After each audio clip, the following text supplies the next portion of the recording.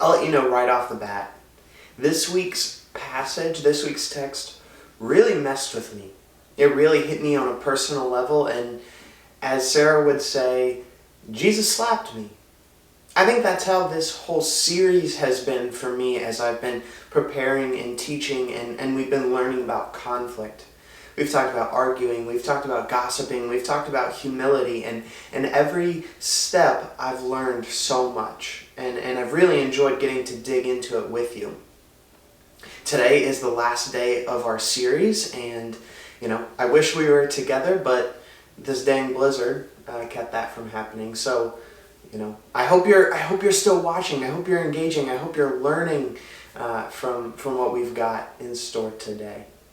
Our last text in this series comes immediately after what Jesus shared with us last week. He gave us those steps to walk through conflict and how to handle conflict with the person that you have the issue with, not bringing in other people unnecessarily.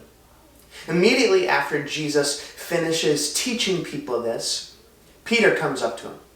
And Peter says, "Hey Jesus, how many times should I forgive someone? How many times?"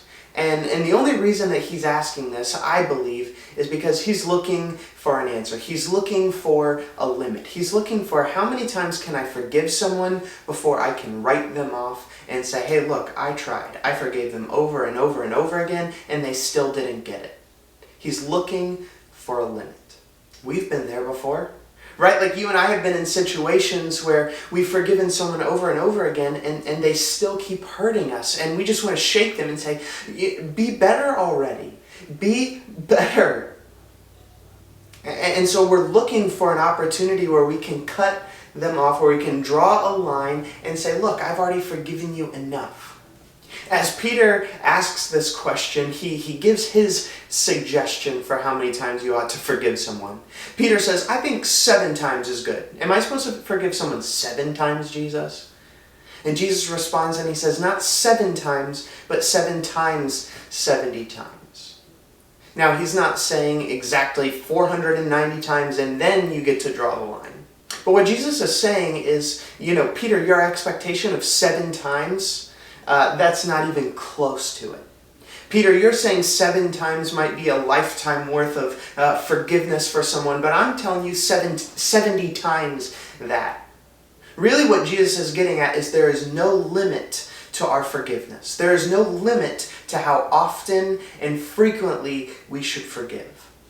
I can only imagine the thoughts of the people who are present. They're like, Jesus, what?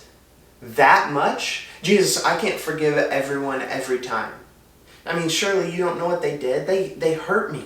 They hurt me on such a deep level. They don't deserve my forgiveness. And the reason I can, kind of guess what these reactions are is because it's my reaction as I read the text. Jesus, really? Every single time. No limit to my forgiveness. Are you serious? And I think Jesus knows their responses. I think Jesus knows where their minds go to. And so Jesus starts telling a parable. The parable that Jesus tells, I find to be really interesting. He says there's this king. And the king has a couple people who owe him money. And so he's trying to settle all of his debts. He's trying to, collect from the people that owe him money. And so he starts to go around. And he comes to this first guy. And this guy owes him 10,000 bags of money. I did a little bit of research, and kind of equivalent to this is about $3.5 million. This guy owes him a ton of money, and the guy can't pay it. And so he falls before the king, who, in order to collect his debt, wants to sell off his family, his entire family, so that he can pay for it. The man falls on his face before the king, and he begs him, and he says, I can't pay this right now. I will pay it eventually, but please don't take my family from me. And the king is moved by the man's humility and is gracious toward the man. And not only does he, push back payment, but he forgives the debt altogether. $3.5 million. Whew, gone.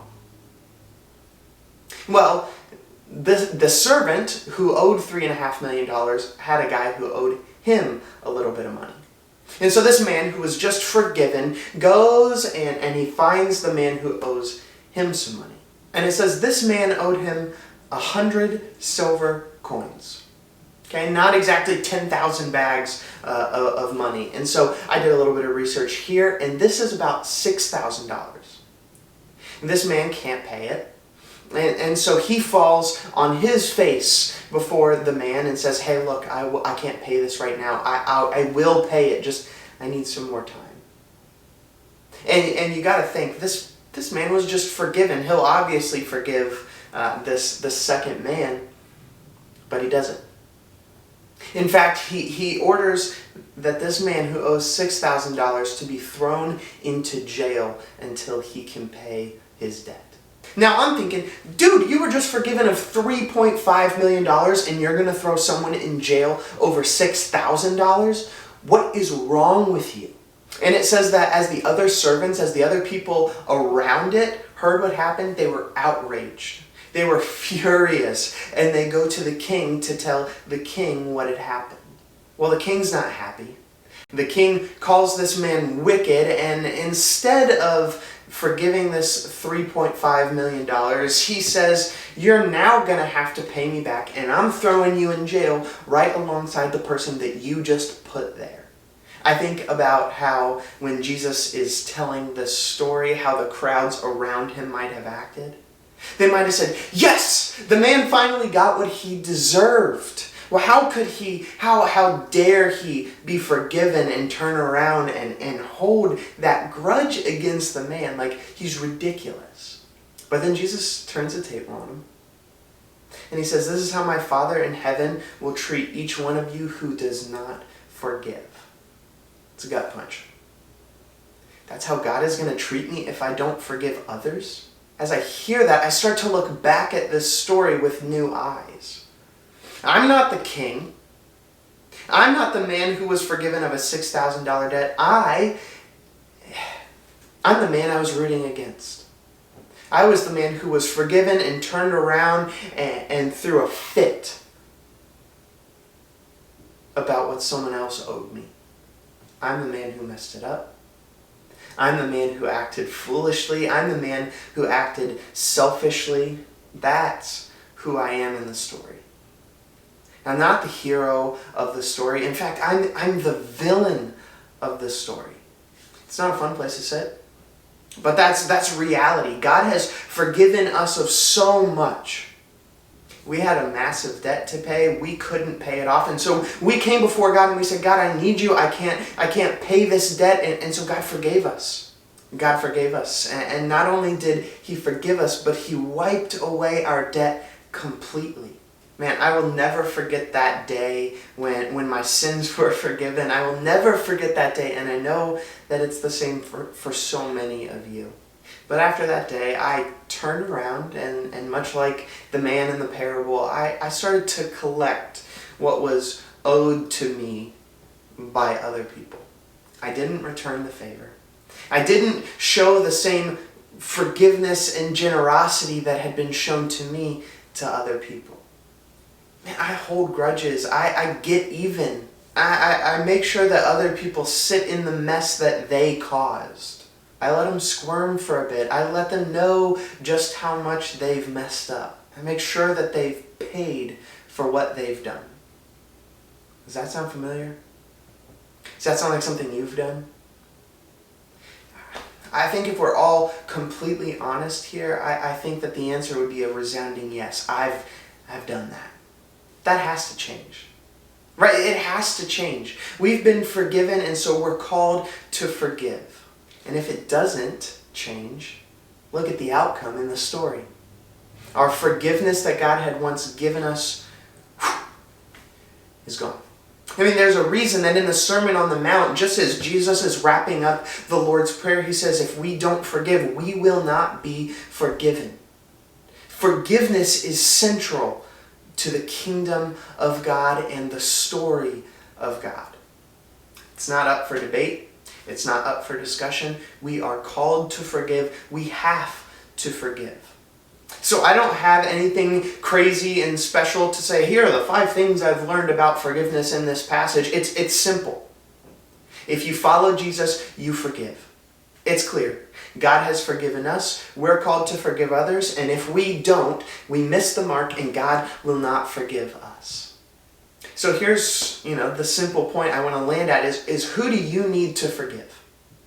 Who haven't you reconciled things with? Who is the person that when their name is mentioned, your blood begins to boil?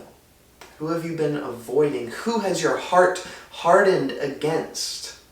Who have you gossiped about? Who have you argued with? Who do you have something that you need to work something out with? Who do you need to forgive? And here's where this week's passage really hit me hard. I've got a long list of people that I need to forgive.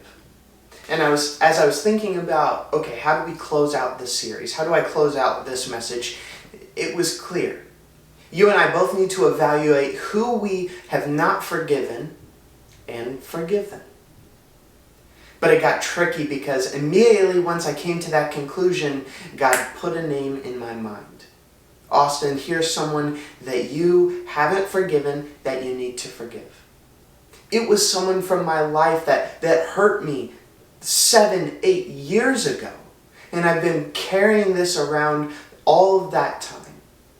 And as soon as God said, Austin, you need to forgive this person, I'll be honest. For a second, I thought about changing my approach to teaching this week. I thought about, changing my text. I did not want to forgive this person. Now, I really believe that a lot of times we don't forgive people because we're trying to regain control over the situation. They hurt me. I felt like I had no control. And so by withholding forgiveness, the control of the situation is back in my hands. And I think that's where I am. This person hurt me, and I have a grudge against them, and I can hold this grudge so long as I don't forgive them. But the more I thought about it, I realized it would make me a hypocrite to tell you guys to do one thing and not do the same myself. And not only would it make me a hypocrite as a pastor, but just as a follower of Jesus. I realized it was something in my life that was wrong, that was far from the standard that Jesus sets for me. I've been forgiven, and here I am, holding on to an 8-year-old grudge. My grudge is old enough to be in 2nd grade at this point. So I did it. I forgave the person. I reached out to them, sent them a long message, and we kind of hashed things out a little bit. And I feel better. It was really uncomfortable. It was the last thing on earth that I wanted to do. But in the end, honoring God is more important to me than holding this grudge. Honoring God is more important than regaining control over the situation. And honoring God is more important to me than me feeling comfortable. We are called to forgive without limit. Jesus forgave us when we didn't deserve it.